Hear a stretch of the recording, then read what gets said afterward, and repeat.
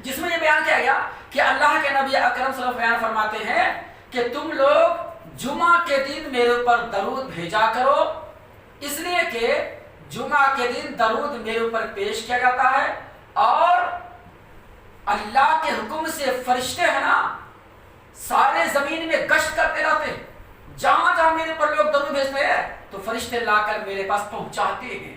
کوئی اسے یہ نہ مطلب سمجھے کہ اللہ کے نبی قبر میں زندہ، اس سے بھی اس بدعقیدے کی وضاحت ہو گئی۔ بہرحال تو جب اللہ کے نبی بولے تو صحابہ کرام نے سوال کیا، کہنے لگے اے اللہ کے رسول، کیا آپ جب قبر میں چلے جائیں گے اور 9 من مٹی کے اندر جب آپ کو دفنا دیا جائے گا تو آپ کا جسم تو بوسیدہ ہو جائے گا؟ دیکھو یعنی عام قبر کی طرح، عام لوگوں کی طرح صحابہ کرام ایسے سمجھتے تھے، اس نے سوال کیے کہ جب آپ قبر کے حوالے ہوں گے تو زمین میں آپ بوسیدہ ہو جائے گا، آپ کا قبر، آپ کا جسم مبارک، تو کیسے آپ کے اوپر پیش کیا جائے گا درود؟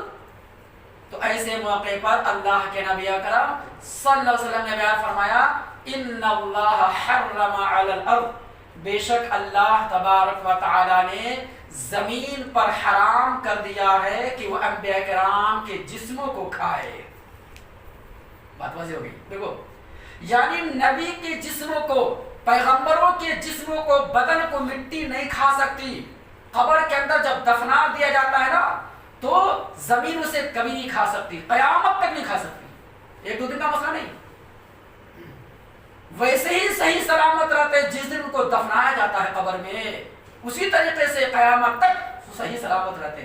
باقی اس کے علاوہ ولیوں کے بارے میں، شہیدوں کے بارے میں کوئی صحیح روایت نہیں ہے، اس کو پہلے دور کر لیں۔ ہاں یہ ہو سکتا ہے اللہ اگر چاہے تو کرامت کے طور پر، ان کی عزت کے طور پر اپنے نیک بندوں کی قبر کو بھی محفوظ کر دے، وہ اللہ کی مرضی ہے، لیکن اس سلسلے میں گارنٹی کے ساتھ کوئی حدیث نہیں ہے۔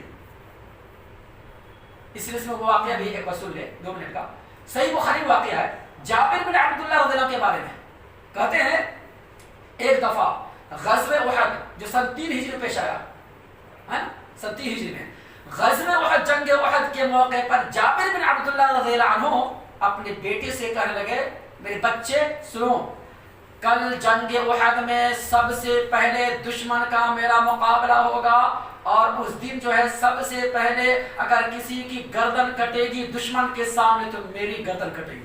اللہ اکبر، لوگ تعجب کر لیں گے کیا بات کر رہے ہیں، ابھی وقت آیا نہیں، اس سے پہلے بولے۔ دیکھو یہ الگ مسئلہ ہے کہ کیا وہ عالم الغیب تھے کہ پہلے بول دیا؟ عالم الغیب کا مسئلہ یہاں پہ نہیں ہے، مسئلہ یہاں پہ اللہ پہ بھروسہ، اعتقاد، امید، کہتے نا ایک حدیث قدسی میں ہے نا اللہ خود کہتا ہے میں اپنے بندے کے گمان کے مطابق ہوتا ہوں، وہ جیسا میرے ساتھ گمان کرتا ہے میں ویسے گمان کرتا ہوں۔ اللہ اکبر، تو یہ گمان تھا، یعنی اللہ کو ان کو یقین بھروسہ تھا کہ کل صبح میں، کل دن میں اللہ کے راہ میں شہید ہو جاؤں گا سب سے پہلے۔ تو کہنے لگے دیکھو جب میں شہید ہو جاؤں گا تو 2 باتوں کی نصیحت کرتا ہوں بچے، ایک تمہاری بہن ہے، بہن کے ساتھ اچھا خیر خواہی کا معاملہ کرنا، اور اللہ کے نبی اکرم صلی اللہ علیہ وسلم کی اتباع پیروی کرنا، نبی کی سیرت کو اپنانا، نبی کی سنت کو اپنانا، نبی کے طریقے پر چلنا۔ اس کے بعد یہ کہہ کر اللہ کے راہ میں میدان جہاد بے تحاشا کود پڑے۔ غزوہ احد کے دن دشمن سے لڑتے رہتے سب سے پہلے جن کو شہید کیا گیا یہ جابر بن عبداللہ رضی اللہ۔ اس کے بعد ان کے لڑکے ان کو قبر میں دفنایا، یہاں تک کہ شہداء کرام کی کئی قبر ایسی تھی جو جگہ کم تھی تو 2-3 شہداء 2-3 قبروں کو ایک ساتھ قبر کے اندر ڈالا گیا، 2-3 میت کو 2-3 شہداء اس طریقے سے ڈالا گیا، اور یہ ڈال سکتے جائز ہے، ایک قبر کے اندر 2-3 میت 4 میت کو اگر ڈالنے کی ضرورت پیش آ جائے تو ڈالا جا سکتا ہے۔ تو بہرحال اب اس کے بعد آگے کیا بات سنیے، کہتے ہیں ان کے صاحبزادے کہ 6 مہینے کے بعد مجھے احساس ہوا، کس بات کا؟ اس بات کا احساس ہوا کہ میں نے اپنے والد گرامی کی قبر میں دوسروں کو بھی دفنا دیا ہے، ایسا کرتا ہوں کہ الگ کر دیتا ہوں، کہیں ایسا نہ ہو یہ ہمارے لیے گناہ نہ ہو جائے، یا میرے والد صاحب کل قیامت کے دن پکڑ نہ کر لیں، اس طریقے سے ان کو خیال آیا۔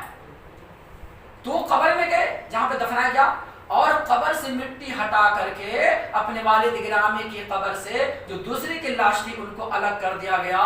کہتے ہیں کہ میں نے اپنے والد کی قبر کو جب کھودا، مٹی جب ہٹایا قبر سے تو دیکھا ویسے ان کا بدن صحیح سلامت جیسے کہ آج ان کو دفنایا گیا.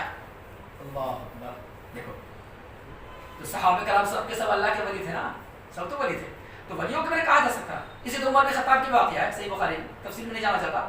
بس اتنا سمجھ لے کہ صرف نبی کے بارے میں صحیح حدیث ہے، ولی اور شہیدوں کے بارے میں نہیں. ہاں کرامت کے تم اللہ تعالیٰ کا چاہتا ویسا کیا جا سکتا ہے، اللہ کر سکتا ہے، یہ اللہ کے اختیار میں ہے. اللہ سے دعا کہ اللہ تعالیٰ مسلمانوں کو دین کے صحیح سمجھ اور نیک عمل کی توفیق عطا فرمائے. آمین یا رب العالمین.